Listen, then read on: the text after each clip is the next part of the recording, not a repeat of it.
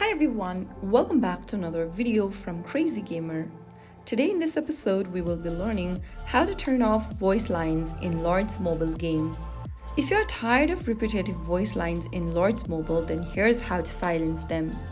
First of all, open up Lords Mobile on your device and from the main game menu, tap on the gear icon at the bottom right.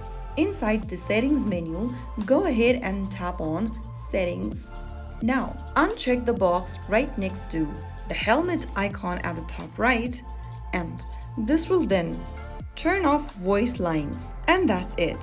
You've successfully turned off the voice lines in Lords Mobile. Disabling voice lines is a great way to reduce distraction and enjoy a more peaceful gaming experience. If you found the video helpful, don't forget to like, share, and subscribe to the channel. I will be back again in the next episode. Thank you for watching.